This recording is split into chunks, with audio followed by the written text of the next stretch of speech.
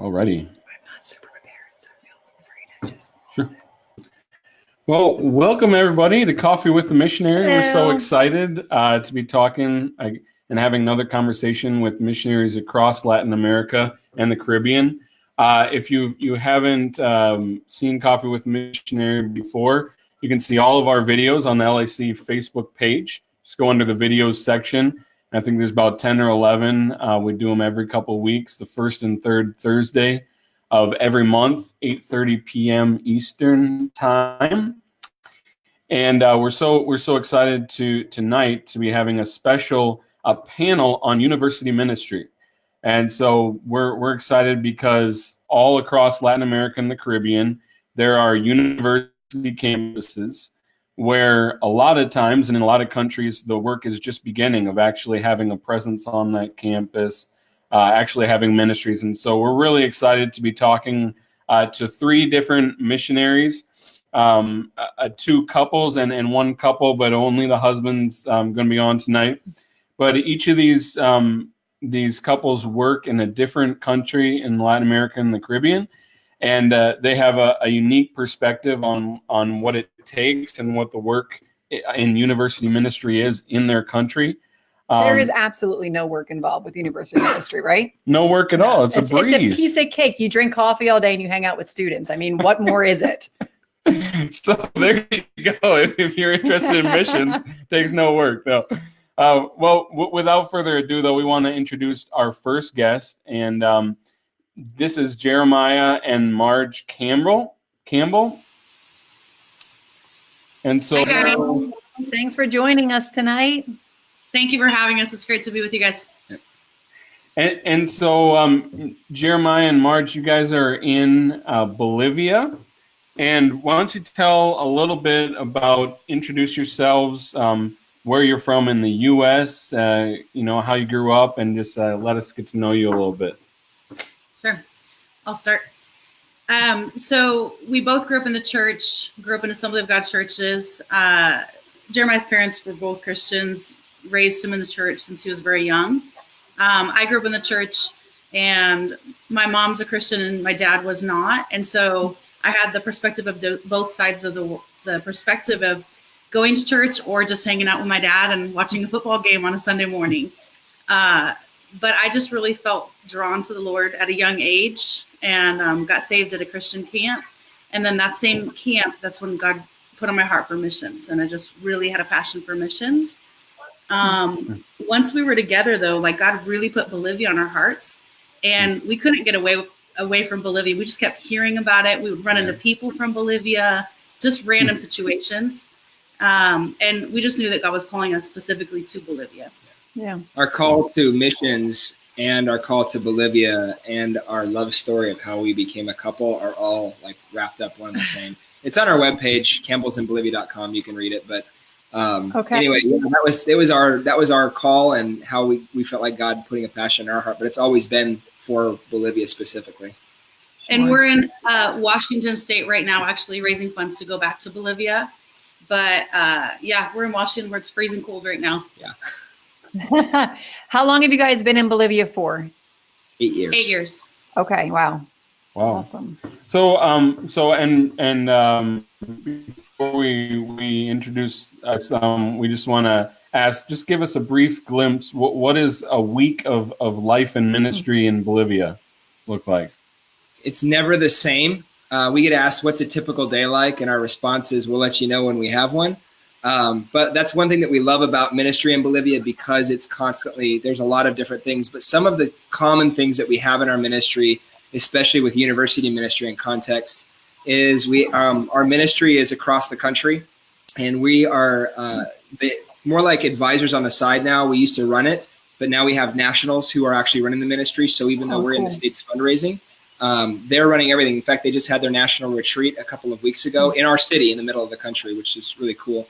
But they have on-campus prayer usually every Monday.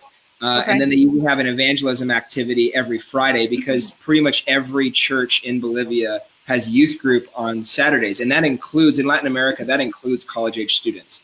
And so the idea is it's at the end of the week, but it's an easy segue to be a first step into the church world. And one of the things that university ministry maybe is different about than it is in the States. We don't have, at least in Bolivia, we don't have on-campus services because a lot of churches still have church services like 5 times a week. And so to not be in competition with youth ministry, we try and integrate with the youth ministry. And so we do on-campus discipleship. We have home groups. We do on-campus evangelism. But when it comes to actual church service opportunities, we try and get them connected with youth ministry as well, because that already is encompassed for their age group. Okay. Wow. Well, that's awesome. Yeah, that's amazing. Well, we look forward to talking more with you and hearing more from you. But right now we want to introduce our next guests, and this is Corey and Angela Hogan. They are in Guanajuato, Mexico. And so welcome, Angela and Corey. Hey, guys. How you doing? Hi. Doing very well. How are you guys? Awesome. Good. We're so glad you're here with us tonight. Yeah, so why don't you just introduce yourselves a little bit, where you're from in the U.S., a little bit of your background growing up, and help us get to know you a little bit. Me? Okay. We're both from Oklahoma, but I am from Norman, Oklahoma, where the University of Oklahoma is. And I grew up, my parents are the state directors of Chi Alpha in Oklahoma, so I grew up thinking I was a university student. And always having help with homework. Because if my parents didn't know something, they're like, "Hey, he's studying engineering. Go ask him about calculus." So I grew up like that, but never wanted to go into full-time ministry because Chi Alpha had trained us to want to be in the marketplace and to reach those in the marketplace. And then my last year in college, I went on study abroad to Puebla, Mexico. So now we live in Guanajuato. But I came back from Puebla, I learned Spanish, and Crystal Martin from the National Office in Chi Alpha asked me if I would be willing to go back to serve for a year in Mexico because I knew Spanish. And so I kind of thought, what the heck, I'll go for a year. And a year turned into 4.5 years and then a lifetime call. So. Yeah. Wow. And Corey. Yeah, so I also grew up in Oklahoma in a small town in the Panhandle, actually the largest town in the Panhandle of Oklahoma, but it's still only like 10,000 people. Wow. So I just grew up in a Christian church home there in the Assemblies of God, went to college not knowing what I was going to do with my life, and then at my college, it's one of 2 colleges in the state of Oklahoma that has a program for teaching deaf and hard of hearing students. And so it really felt like everybody there knew sign language. So I took a sign language class, really liked it, still didn't know what I was going to do with my life. So I decided I would just be a teacher since I enjoyed sign language so much. But I wanted some confirmation on that. So one night when I was praying, God very clearly spoke to me and said that I will be a teacher for less than 10 years. And I didn't know what that meant exactly. I just knew that sometime in that 10-year frame, there was a change in career path for me. Mm-hmm. And so about 4 years into it, I met Angela. And at that same time, God really started working on me with the Matthew 28:19, where it says, go. And I just was sitting in the church, not really doing anything, not evangelizing to my peers or anything. And so I knew God was wanting me to do more. And whether that meant something there in Oklahoma City where I was working or what, I wasn't sure. Yeah. But then Angela and I started dating. And when I went to Mexico for the first time, this guy that we met at a taco stand at 10 o'clock at night was just super excited to meet other Christians. And seeing his excitement for meeting a Christian at that point, God told me, he said, you see the need here now. If he's that excited to meet another Christian, how many more aren't hearing about me? And so that's where my call to Mexico came. And then I started doing university ministry because Angela was doing university ministry. But now that's where my passion is. But now he's hooked. Yeah, I mean, your heart follows where you go. So I was doing university, and so now that's where we're both involved heavily. That's amazing. That's amazing. And if you're just joining us, just watching, welcome to Coffee with a Missionary. We are talking with a few different missionaries throughout Latin America and the Caribbean about university ministry. We just talked with the Campbells. They're in Bolivia. Angela and Corey are in Mexico. And we'll be talking with Ryan Jordan, who he and his family are in Colombia. But we welcome your comments. We welcome your questions. fellow missionaries, we welcome your insights. Thank you for tuning in. We're going to highlight your comments as we go on, and once we introduce everyone, we'll have the whole panel up, and we'll just be going back and forth. But Angela and Corey, give us a brief little glimpse into what a life of ministry and just living in Guanajuato, Mexico looks like.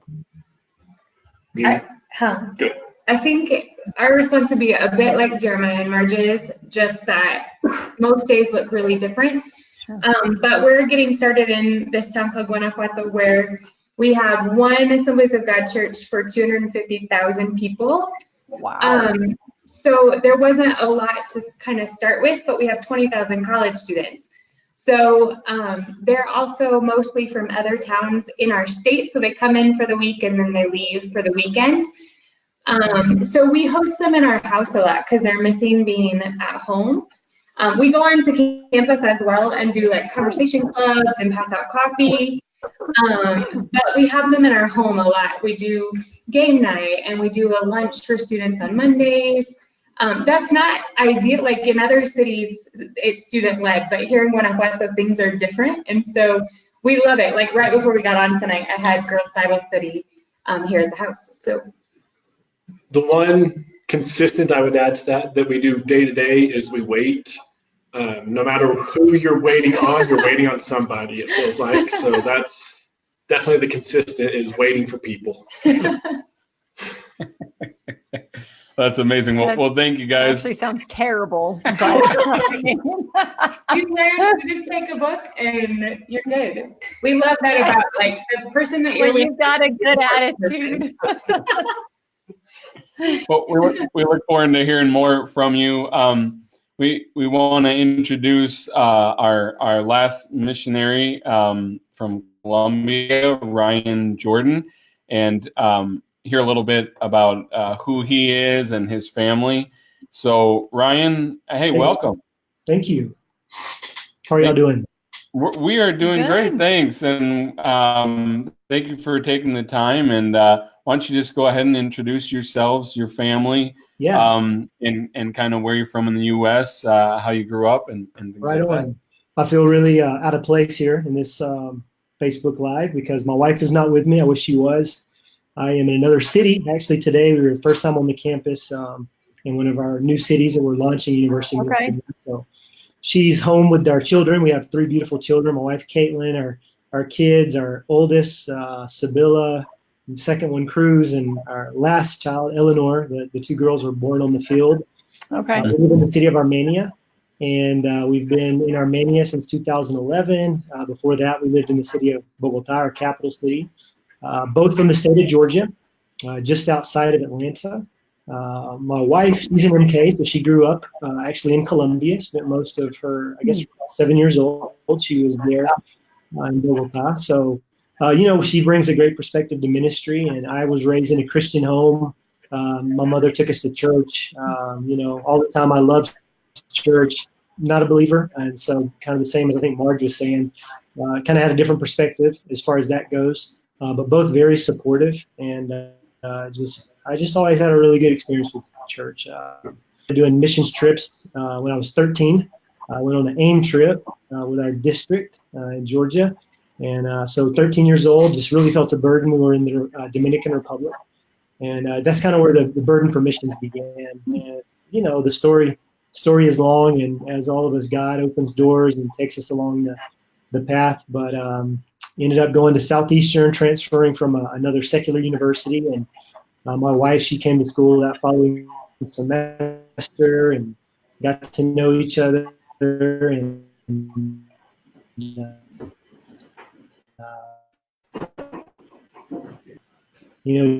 just felt like we wanted to go straight into mission.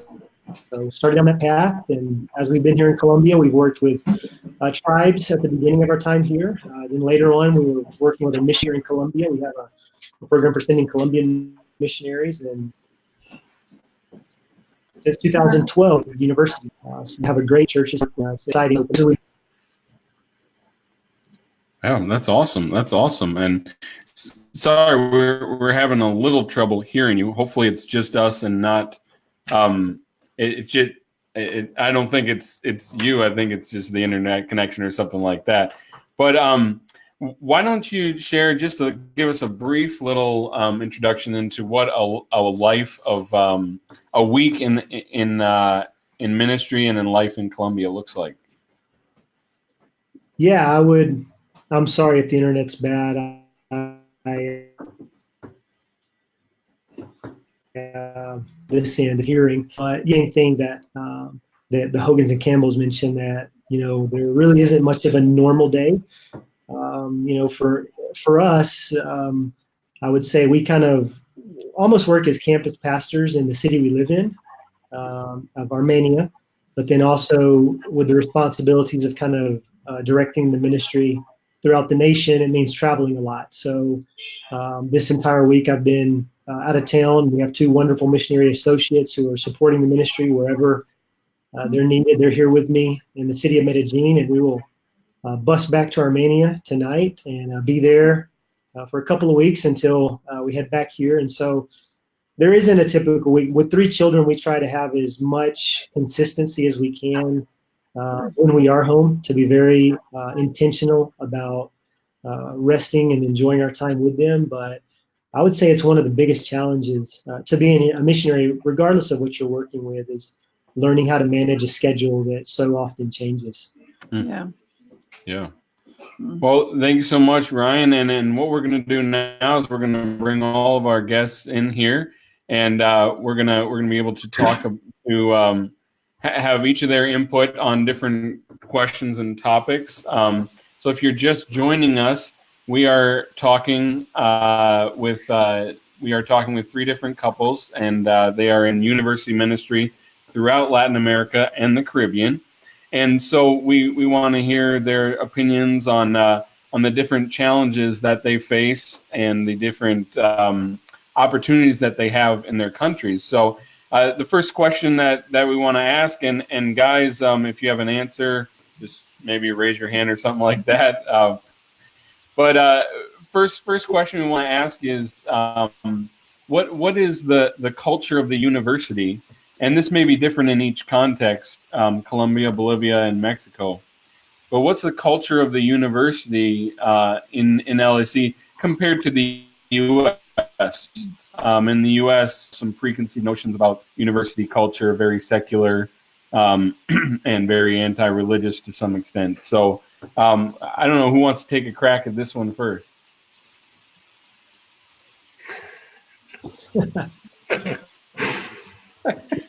Right, Hogan, why don't you go ahead? I just called on you.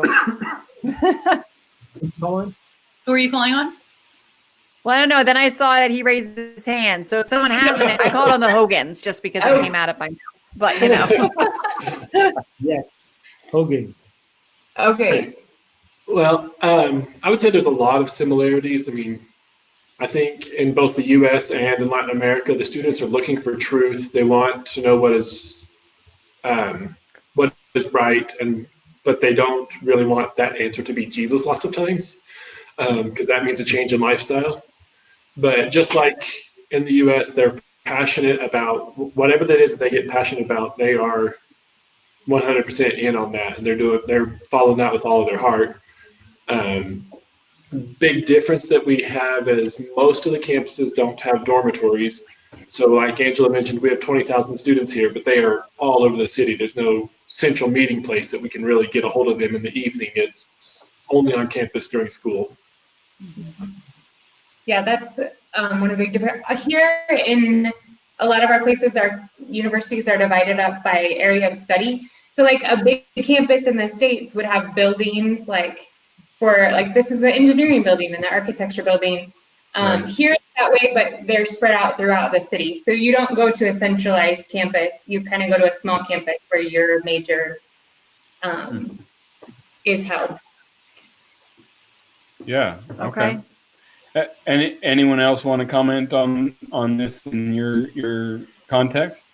Yeah, in Bolivia, we have several different cities that are doing it, and some are centralized, and some are just like they are in Mexico and Guanajuato, where they're spread out, and that poses a big challenge. And one of the nice things is we have some students that have been really intentional in their small groups, and they've been able to try and get on-campus discipleship groups in every school or different schools. And so they meet at different times or different days of the week.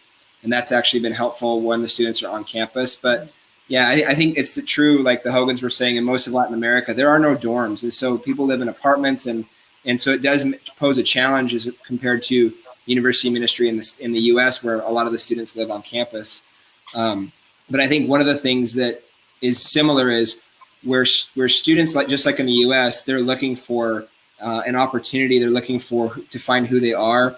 And I think that's just college students in general, no matter where they are, just that stage in life. But one of the biggest things for us has been the idea of developing relationships. And I think most of the other countries are the same. And so whether it's having people in your home and having time over a meal, or playing a game together and developing opportunities where you're able to have a shared experience, where you have fun together, where you share a meal together, where you share coffee together, that gives you the opportunity that they actually want to hear your perspective on life. And that's where Jesus becomes not necessarily offensive, but, oh, wow, they're sharing their perspective and I want to learn more. And you invite them to learn with you, rather than, getting up on a cafeteria table and saying, you all need to hear Jesus. That never works. And so how do you create those opportunities within each country's context, and even within each country, in each city has its own, microculture that you have to learn to kind of navigate. And so, but those are a lot of similarities, I think, that maybe all of us probably have. Yeah. Wow. Sure. It's a good observation. Ryan, do you have anything to add? Yeah, no, I totally agree with everything. I can echo that for Colombia. And one thing that probably is across the board as well is I feel like the university campus is a place where the empowerment to see society change. I think there's a greater expectation, at least in Colombia, that the university campus is where new ideas are birthed, and and so that there's pluses and minuses to that. When you're sharing the gospel, people are ripe for something new, but at the same time, they want to reject. There's a lot of rejection, not always, but of the old things. And so I would say that just it's kind of even more so the place where society expects change to come from. Do you guys have a lot of experience, and there's no right or wrong answer here, but with working with US-based colleges and the universities in Latin America? Like, has that been a hard transition for you mentally? Has it been easier, in some ways? Something that I think all of us have worked together to do, and there's several different missionaries in Latin America of a network that we have, that a lot of us have probably fallen on our face at some point trying to duplicate what we learned how to do for university ministry in the US and copying and pasting that into Latin America, and it hasn't worked. Yeah. There are aspects that can transfer, and I think that even when people come down and work with us and they've had that background, a lot of us have shared stories about how it's almost like you have to untrain yourself to ministry in the United States to learn how to do that in a Latin American context. I was actually speaking at a church on Sunday, and I shared about how in the beginning of our ministry, we had almost 60 students wanting to be involved in leadership in the very beginning, the first year of our ministry. And in 6 months, we went from 60 to 2. And because we were doing things in our own effort, we weren't relying on the Holy Spirit, but then we were also trying to do things like we do in the States. And so, for example, we're used to on-campus church service type activities where you can have a worship service on campus. And that's not necessarily the case in this context. The other part of it is in the US, a lot of people come from another city and move and live on campus, so they don't have a church home. Where in Latin America, a lot of students, they still live at home with mom and dad, and they still have a home church. And so what you do is if you try and create a church service atmosphere, it's almost like you're seen as churches see you like robbing people from their churches. Like, hey, what are you doing? Rather than working with the local church. And so you kind of have to learn to do things in a different way to navigate not only the Latin American culture, but also church culture in the Latin American context. That's a good point. I never would have thought about that if I probably hadn't fallen flat on my face after 6 months. I think it also takes it takes a lot longer to build relationships though too, because their culture is all about relationships. And so you're taking a lot of time. And in the beginning we were like, all right, 60 people. And then it was like the next week, maybe about 50. And then the next week it was less. And you have to realize that some of those people, they're just excited to come and do some activities. but they're not really committed to be part of a ministry. And then others, they're really struggling in their relationship with the Lord, or they have some major junk that they're dealing with. And so to actually put them in a leadership role, we realized, okay, we have to really see what these people are like in their character and really train them and go through some deep discipleship stuff before you just put them into a leadership type role. And so that was a huge part too for us at the beginning of just learning, what in the world are we doing here? Yeah. What is the value for you guys of short-term teams, when they come to work with you in the universities?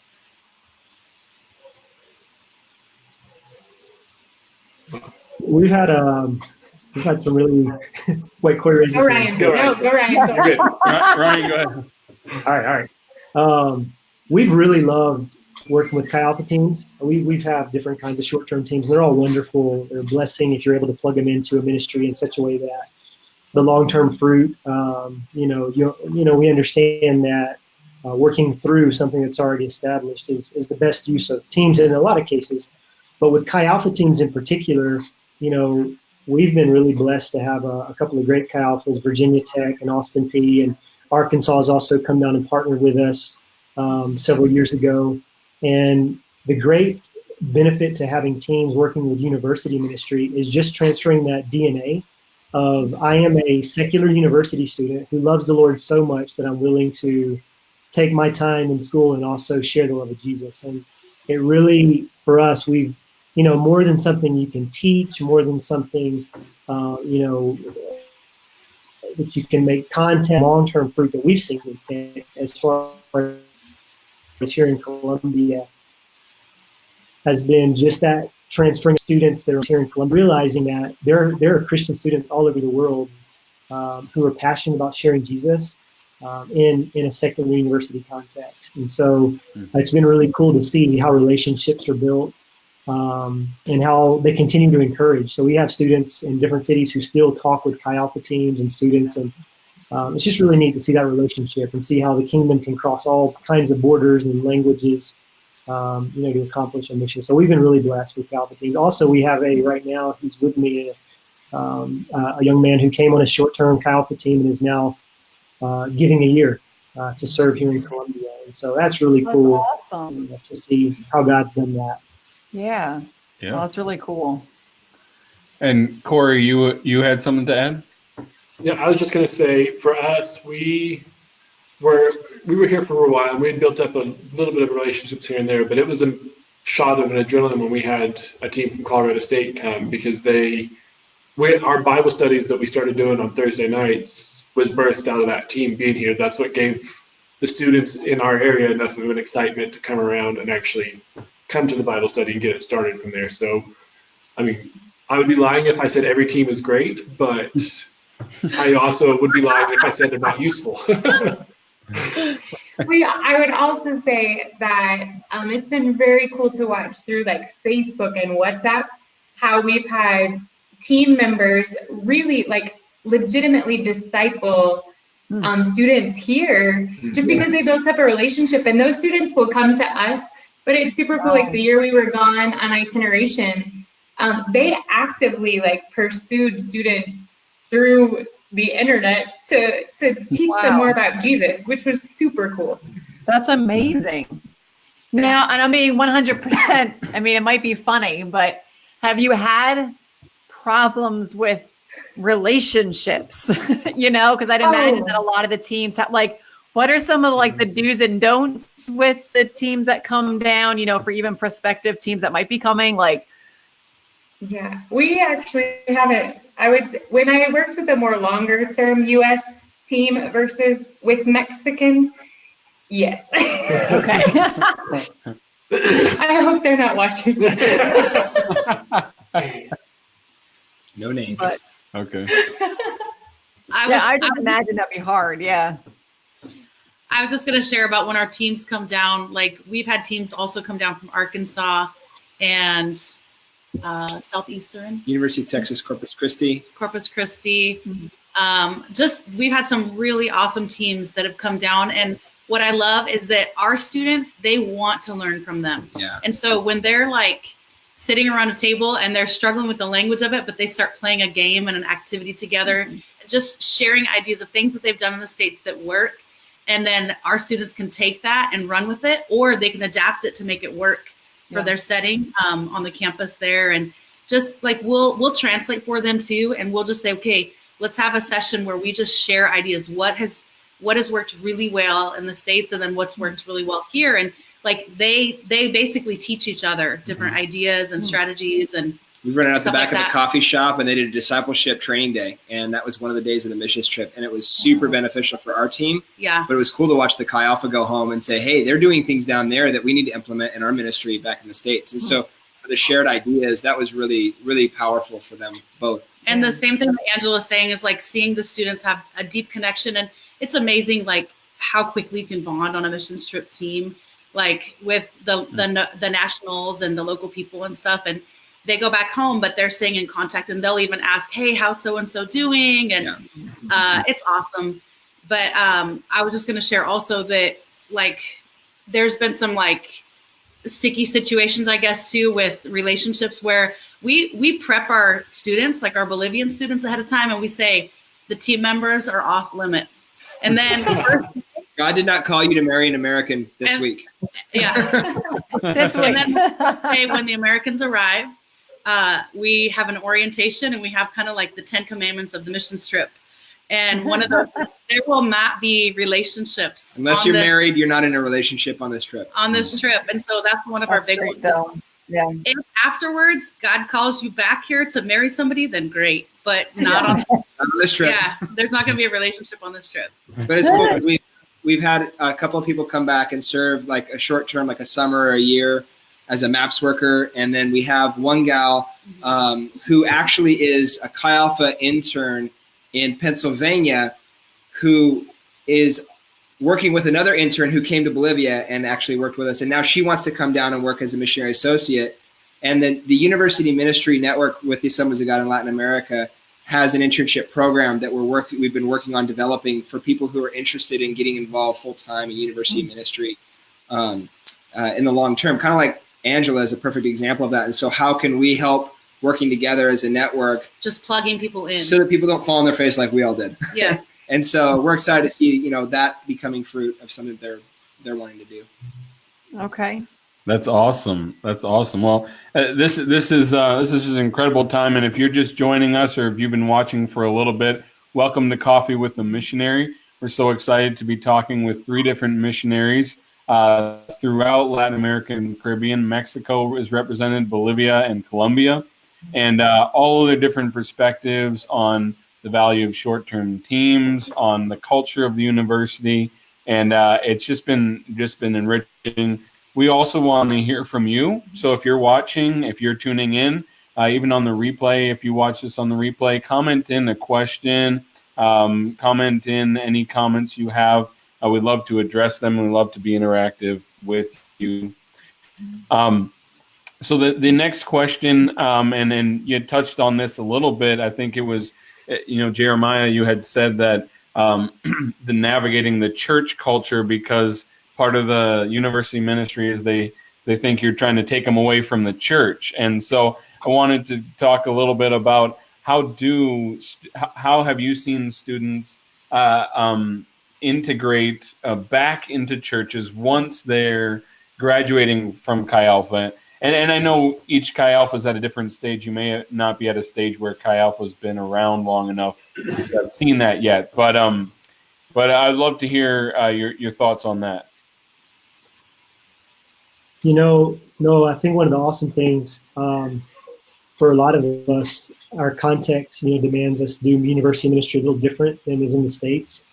And there are, benefits and also disadvantages. But I think something that's a big benefit for us is that students, and a lot of times they don't get disconnected from their local communities.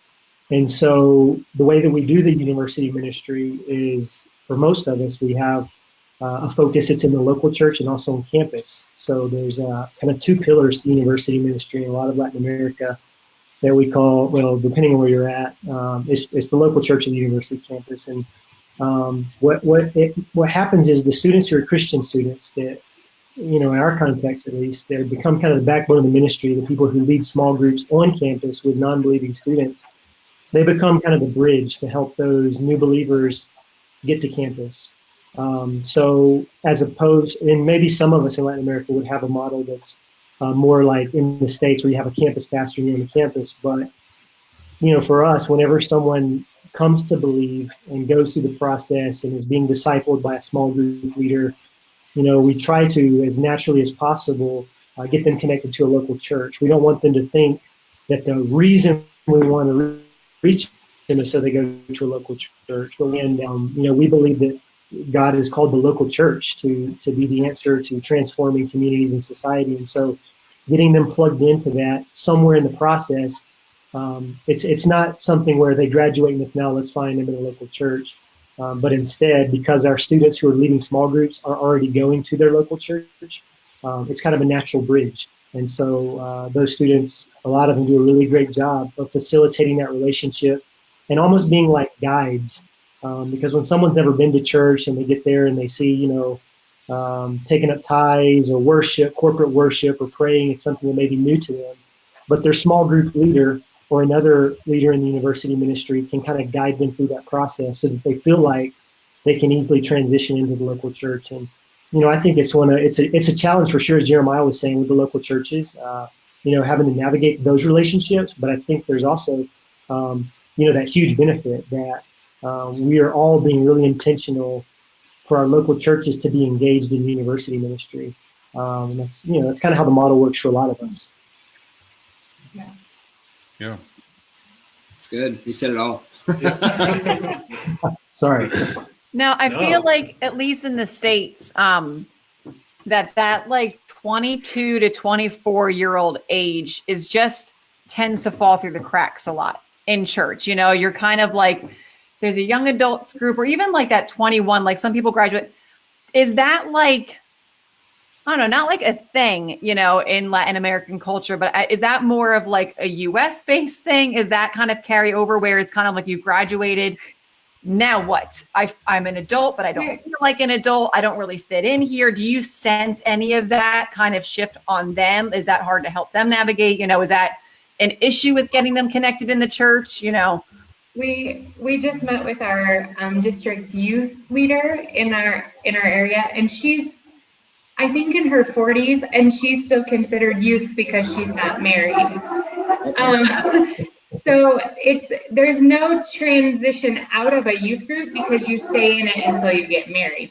So that's the harder part sometimes, to find a place for, say, like we have a student who's older, he's in his 30s, but he's supposed to be in youth group with a 12-year-old.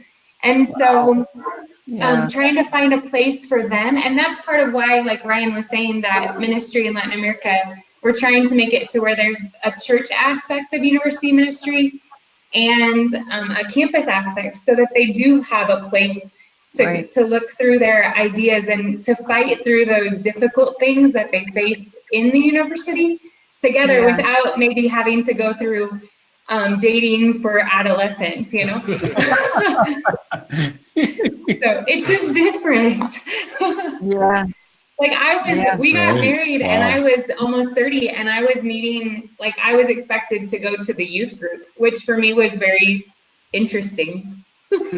Yeah. Yep.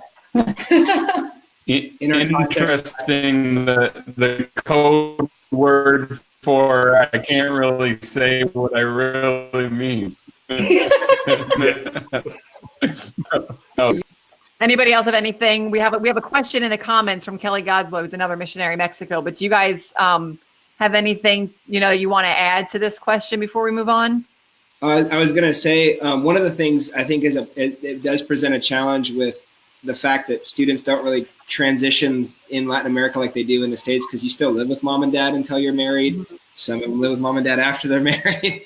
But it's we were trying to look for some statistics, because there have been statistics about such a huge attrition rate of like kids who grew up in church, and then when they go to secular college, they fall away from their relationship with God. And those numbers are in the 70, 80th percentile. And we didn't really know what they were for Latin America. So we had our students do it because we have our ministry in 7 of the 9 states of Bolivia. And so we said, hey, let's do our own survey. And the numbers are more like closer to 50%. I mean, it's still high, but it's a lot lower. And one of the things that we found as a commonality when we were looking at that is the fact that because people still live under mom and dad's roof, that expectation, that guidance, it oftentimes still helps people as far as, maintaining that relationship because there's still discipleship in the home if they're coming from a Christian home. I mean, 50% isn't great, but it is better than 70 or 80. And so that's one thing that we kind of noticed is a big difference. But then the other side of it, like what Angela is discussing, it can be complicated. And how do you create an environment for that? And one of the things that our students started to do is if they weren't married, but they're already out of college too, it's like, well, what is there for me now? And so our own students who are like the first generation of Chi Alpha have created their own Chi Alpha alumni group. And so they're like young professionals now who still meet together and still do Bible study together, but they do it in a professional context, which is kind of cool. Yeah. Or they'll do small groups that are more geared to what they're interested in. So we've That's tried awesome. to focus on that. But small groups, maybe people that are interested in music, or a small group for girls, a small group for guys, small group for outdoorsy things and stuff like that. Wow. Yeah. I like that a lot. Yeah. And it's neat and it's interesting how just those little things, those little differences can be so significant. You guys each gave us just a glimpse into Latin American culture. And for those, tuning in, watching in who are not familiar with it, we're getting a glimpse of Latin American culture and how culture affects the way that you do ministry. And that's so exciting. Kelly Godswa, has an amazing question. Kelly, thank you for asking this. She says, what do you look for in an MA?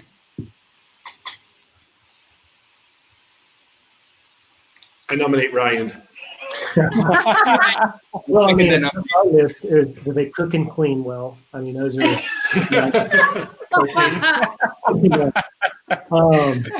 No, I think we personally, time. We want to invest in our MAs, and we want to make sure those MAs that are coming really are invested in ministry. And so, I think for us, number one for us is someone who comes down who is saying that they feel called to it. Not that they, are just exploring, but someone who comes down and says they feel called to this ministry. And we have 2 great guys right now who are serving with us, and they're part of the team. And our goal with them this time that they're here on this assignment is for them to learn as much as they can and be used as much as they can in university ministry to hopefully go on to do that, because we all need more help, long-term help, I think, in planning this ministry across Latin America. So, someone really wanting to learn, for sure. Somebody who's got a servant's heart, that's willing to jump in is really important. And, someone committed to learning Spanish, because I don't know if you guys would echo this, but I think on university campuses, it can be really intimidating if you don't, really speak the language to a certain level to be able to communicate. And so somebody really willing to commit to learning Spanish is important. Sure. Absolutely. And anyone else have something else to add on top of that? We look for something that's the same thing we look for in our leaders in Chi Alpha, and it sounds funny, but they have to be fat. They have to be faithful, accessible, and teachable. And it's basically reiterating a lot of what Ryan said, and we use that acronym with our students. It's FEA in Spanish, which is ugly. So fat and ugly. But the idea is that, they're committed. And I think that one of the things that we've tried to instill in people who've wanted to come down as missionary associates and work with us, and we've been very blessed with the people that have worked with us, is that it's not a job. It's not a fun trip, but it's a calling. And when you look at it that way and through that lens, you allow the Holy Spirit to really just light that passion in you, it makes a lot of the other things, like the challenges of language learning, if they don't already speak Spanish, so much more enjoyable, because you feel like you're able to make one step closer into making a difference for the kingdom of God. And when you see that, and people come with that kind of an attitude and a servant's heart, a learning heart, and not, hey, I'm going to come in and teach them how things are done. but you come in as a learner, and a lot of times that opens so many more doors for you, and God is actually ends up using you more because of it. That's a good point. The only thing I would add to what they said, I agree with everything they said, but it sounds very basic and kind of, well, of course, but they have to love Jesus. It doesn't always happen that they come on the field and they're really kind of looking for more of a year-long vacation than for serving Jesus. So that would say they have to be wanting to serve and love Jesus. Yeah, Absolutely. that's good. Wow. No, and to go back to kind of what Ryan touched on with the language, aspect of it, being committed to learning Spanish. Mike Hattinger had asked a question, and Mike and Alona are the new directors of Sincel, and he's wondering, how can Sincel resource future university workers? I would say like getting them involved. I know that they're supposed to be focused on language learning, but also just getting them involved, like even short times with the university ministry that exists in Costa Rica, and letting them learn from them, not come in like Ryan was saying, Jeremiah was saying about like, I know what I'm doing, but let them sit and watch it. Like I learned so much as an MA and then as a student, just sitting back and looking at culture and watching students interact with one another. So even just like assigning them times to go sit on a campus, even if they know no Spanish, like you'll learn something and probably a student will interact with you and you'll get to learn some Spanish. Yeah. So there's a great ministry going on in Costa Rica that they can be a part of and get to learn from. So I would say just like taking the time to be there would be huge. And shout out to Adam and Sarah Quinn, the missionaries in Costa Rica doing that. I think any connections that Sincel can do with that ministry to help, fuel them and plug them in as well. I totally echo exactly what Angela's saying. Like that would be huge for them. And it just helps them develop basic vocabulary they're going to need to use on the campus. Sure. Yeah. You learn words not to say. And I just wanted to say, if people are, I just wanted to say, if people are watching, they don't know what Sincel is. Sincel is the language school in Costa Rica that the Assemblies of God has. It's where every new missionary goes to learn Spanish, but also they get the opportunity to learn some sound missiological principles and things like that. So as Mel said, Mike and Alona are the new directors there. I also want to highlight a comment by Tracy Orozco, and she liked the idea that some people are taking their group to the workplace. Yeah. So thank you for your comment, Tracy. There. Back on the language subject. So we don't have a whole lot of time left here, but kind of as we close this out and look forward to the feedback that different people give.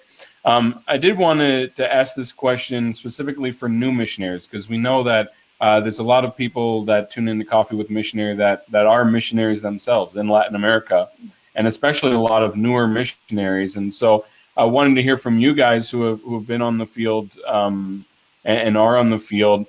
For new missionaries, why should new missionaries consider the idea of being involved in university ministry? We were saying earlier that it's one of the best groups to be involved in because it's like family, as far as when we group together and meet up with other missionaries from other countries, you instantly have this family that you're gleaning from, you're getting ideas. But not only that, I think it's just important when you're a new missionary just to have a base of missionaries to pick their brains, to say, I don't know what I'm doing here, or I don't know what I'm doing there, but if you have an instant familiar with university ministry, it's just very supportive, very encouraging.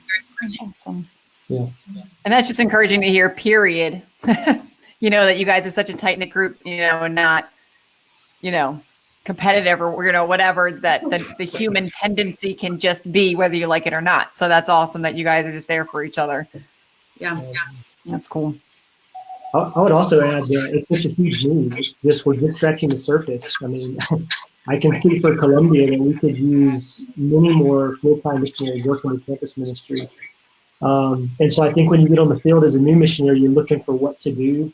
We want to learn and we want to observe when we get to a new country, past and sail, get to your country, learn culture. So, you don't have to jump in and be the boss of some ministry because you've arrived. But even if campus ministry doesn't exist, you can go on your local campus and just sit around, watch people, have coffee, see who talks to you, because it's amazing how much university students want to share and just want to, they want to feel loved. And I think if we, at the very foundational level of who we are as missionaries, people should see Jesus in what we do. And so it's a great place just to love people and build relationships that'll serve you long term, but also serve the kingdom there on campuses. So I think today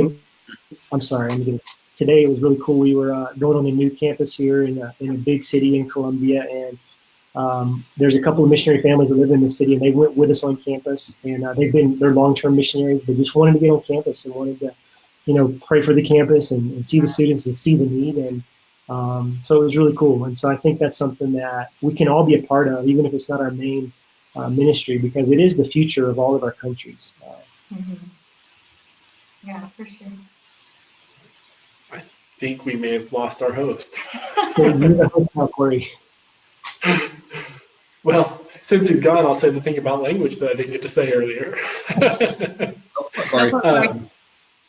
I was just going to say, for anybody who doesn't have a lot of language, they don't need to feel afraid of it. Like, I talk about Angela's dad a lot. He has a pretty good vocabulary in Spanish, but he doesn't do a great job of speaking proper Spanish.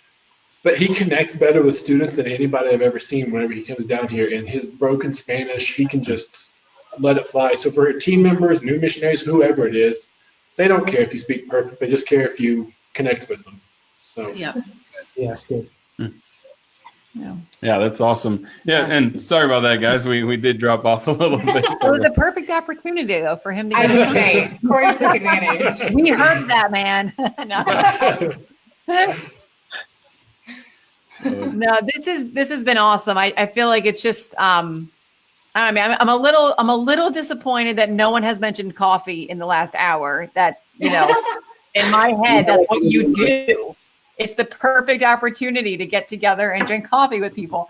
But genuinely, just like you guys have all touched on, you are investing in the future, like you guys just said, and this is the groundwork for the future of every single country. These are young professionals now that are investing in their own lives and figuring out who Jesus is. And I just think that point that you made, Kyle, about just loving Jesus, like, can get so lost in Corey, I'm so sorry. My brain, I had more coffee before we started.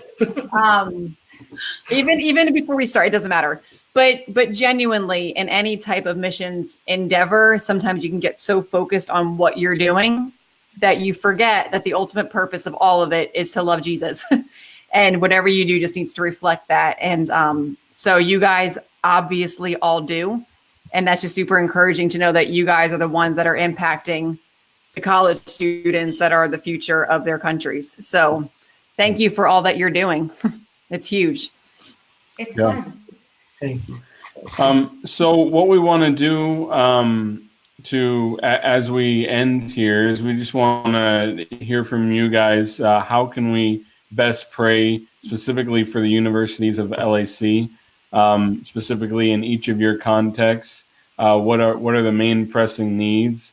And we just encourage, if you're watching this, you're a fellow missionary, or if you're just tuning in and you are hearing the different different things that are going on in these various countries, we want to encourage you to write down these prayer requests. Be faithful to pray for them, because we know that nothing happens without the people of God praying. And sometimes you will never see it and you will never know it. But when you do see it and when you do know it, you realize things are moving forward because someone's praying. Amen. So what are the different ways that we can pray for universities in LAC? All right, well, for us, We are doing several events in March that are leading up to an event in April that we're doing. That's the first district-wide university student meeting for a couple days with all the churches in our district, with the goal that some students that will come to that event will be able to start university ministry on their own campus and finally start branching out into the whole district, and it being, like Ryan mentioned earlier, there's the church and the university side. Up until this point, it's been primarily university side, but we're hoping to get more into the church side. And in fact, Ryan is going to be our guest speaker in April at our event. So we're excited about that. Oh, I think that's awesome.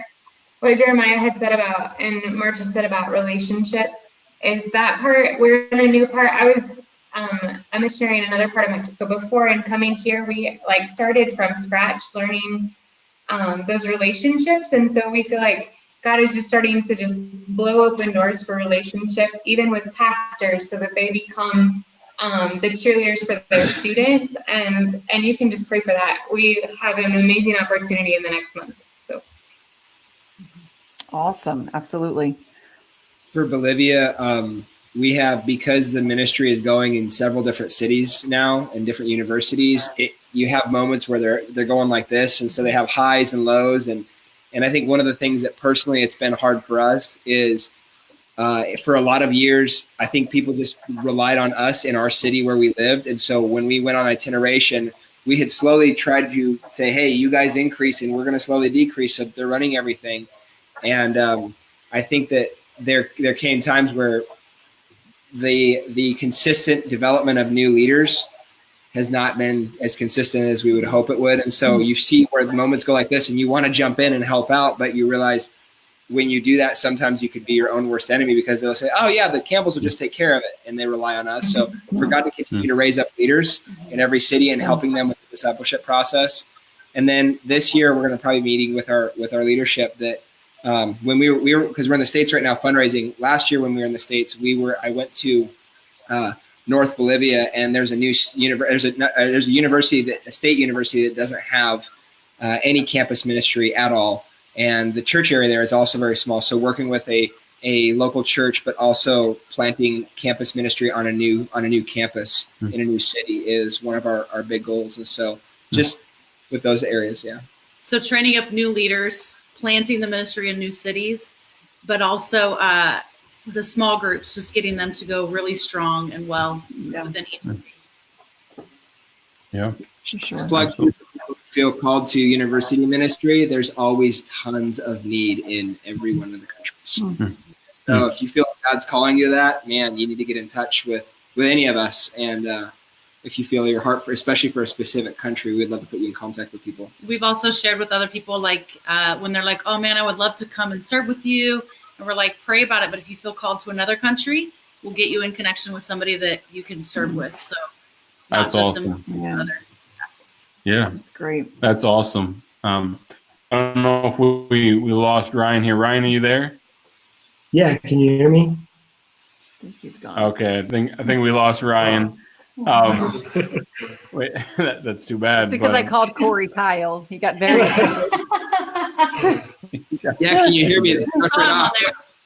That's funny. Well, anyway, we want to thank each one of you guys for being available and taking the time. Jeremiah and Marge, and also Ryan, even though we lost you there, we want to say thank you. And Angela and Corey. And and maybe we'll never really know. You're actually you're just weird. No. the bearded man. But we want to encourage you, even if you are watching this and you think of someone you know that either the college student themselves or someone that has an interest in missions, share this video with them. Give them the link. It's at the LAC World Missions Facebook page, and just encourage them to watch it. Incredible voices from these couples on the field who are actually doing it, involved, seeing it. Have seen the needs, and as they've said over and over again, and they will continue to say, there's need. So if you feel called, or if you have an inkling, get connected.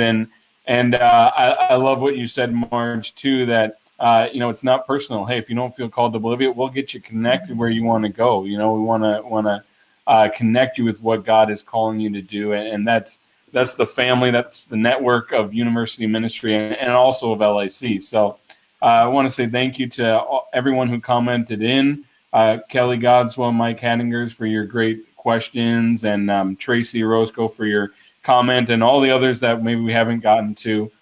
Thank you so much for tuning in. We hope to see you guys sometime soon, and God bless you all. Thanks, guys. Thank you. All right. Have a good night.